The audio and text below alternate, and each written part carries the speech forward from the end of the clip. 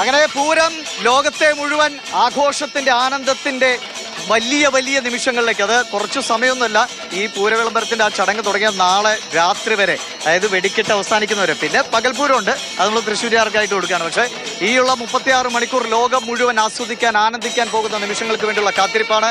അതിലുള്ള ഒരുക്കങ്ങൾ ദാ മേളക്കാരൊക്കെ റെഡിയായി. ഒരു മേളം കഴിഞ്ഞു വന്നവരുണ്ട്, ഭക്ഷണം കഴിച്ചില്ല. മോനെ എന്താ പേര്? എന്താ പേര്? തരൂൺ. എവിടെയാ സ്ഥലം? എവിടെയാ? തൃശ്ശൂര്. നെടുപുഴ.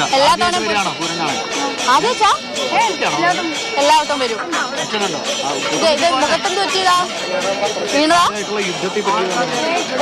ഒരു യുദ്ധം കഴിഞ്ഞ് വരുന്ന വഴിയാണോ? ഇടികൂടാറുണ്ടോ? വീണതാ?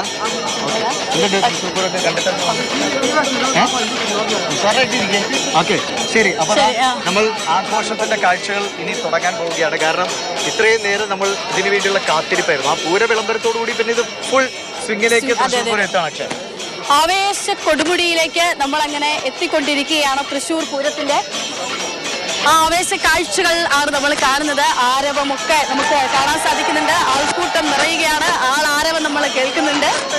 ആ നല്ല കാഴ്ചകൾ അല്ലേ? അതിഥികൾ എല്ലാവരും അവിടെ ഇവിടെ ഉണ്ട്. പക്ഷേ ഇതാണ് തൃശ്ശൂർ പൂരത്തിന്റെ ഒരു പ്രത്യേകത. കാരണം എങ്ങോട്ട് നോക്കിയാലും അതെ, തൃശ്ശൂരിന്റെ സ്വന്തം ആളുകൾ, തൃശ്ശൂരിന് വേണ്ടി എപ്പോഴും സജീവമായി നിൽക്കുന്ന ആളുകൾ, പൂരത്തിന് വേണ്ടി, പൂരത്തെ കുറിച്ച് എന്താ പറയാ, വേണമെങ്കിൽ ഒരു ഉപന്യാസം എഴുതാൻ പറഞ്ഞാൽ 1000 പേജ് എഴുതുന്ന ആളുകൾ, അല്ലെങ്കിൽ പ്രസംഗിക്കാൻ പറഞ്ഞാൽ വേണമെങ്കിൽ ഒരു ദിവസം മുഴുവൻ പ്രസംഗിക്കാൻ പറ്റുന്ന ആളുകളാണ്. അതെ, പക്ഷെ ഇവിടെ വന്ന് ഈ വൈബ് ആഘോഷിക്കാൻ വേണ്ടി വരുന്ന ആളുകൾ, അങ്ങനെ എല്ലാ തരത്തിലുള്ള ആളുകൾ, എല്ലാ വികാരങ്ങളും ഉൾക്കൊള്ളാൻ പറ്റുന്ന തരത്തിലേക്ക് ആളുകൾ എത്തുന്ന കാഴ്ച, അല്ലെങ്കിൽ ആൾക്കൂട്ടത്തിൽ വന്ന് നിൽക്കാൻ എന്ന് പറയാൻ നമുക്ക് മനുഷ്യന്മാരെ ചേർത്തെടുക്കാൻ പറ്റുന്ന മാത്രമേ പറ്റുള്ളൂ.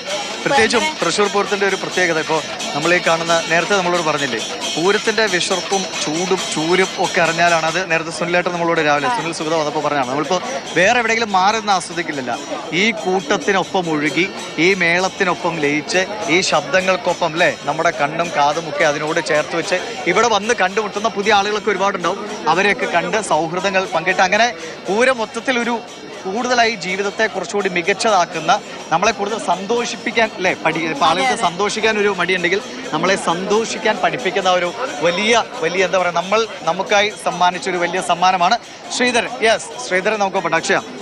ശ്രീധരൻ, ഇവിടെ നമ്മളിങ്ങനെ കാത്തിരിക്കുകയാണ്. ഞാൻ വ്യക്തിപരമായി കുറച്ചധികം കാത്തിരിക്കുകയാണ്. ഇത് എന്താവാത്ത 10 മണിക്ക് എന്ന് പറഞ്ഞു, 11 മണിക്ക് പറഞ്ഞു, സമയം മുന്നോട്ട് പോകുന്നുണ്ട്. അതിന്റെ ഓരോ ചടങ്ങുകളുടെ അതെ 12:32. ഓരോ നിമിഷവും എന്നെ കാത്തിരിക്കുന്നു. എറണാകുളം ശിവകുമാറിനെ കാണാൻ വേണ്ടി ഇവിടെയുള്ള ഒരുപാട് ആളുകൾ, ആയിരക്കണക്കിന് ആളുകളൊക്കെ ഇപ്പൊ തന്നെ ഉണ്ട്. എപ്പോ എത്തും?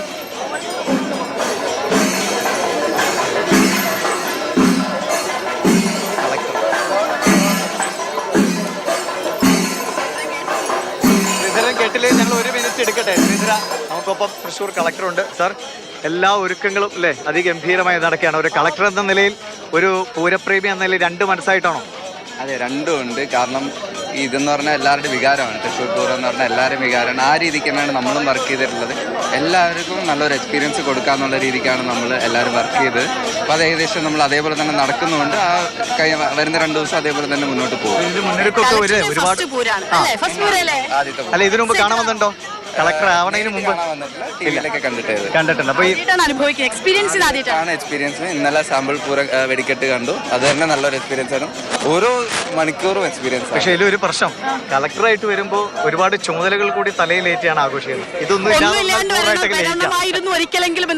കളക്ടർ ആവണതിന് മുമ്പ് വരണമായിരുന്നത്. ഇതും ഒരു എക്സ്പീരിയൻസ് ആണ്. നമുക്ക് നല്ലൊരു പൂരം സമ്മാനിക്കാൻ പറ്റാൻ തന്നെ അതൊരു വലിയൊരു ഭാഗ്യം തന്നെയാണ്.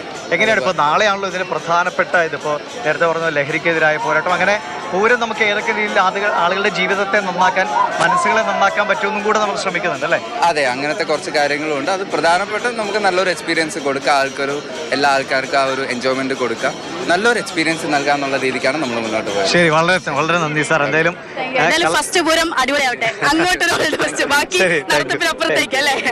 അപ്പോ ചെറുപ്പക്കാരായ നമ്മുടെ ഉദ്യോഗസ്ഥ വൃന്ദം അവരാണ് ഇതിന് മറ്റ് സംവിധാനങ്ങളൊക്കെ ഒരുക്കി.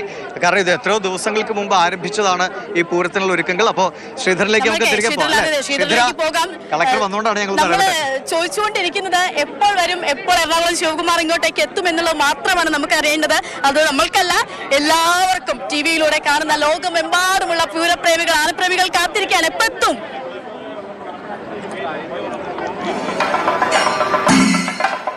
എനിക്ക് കേൾക്കാം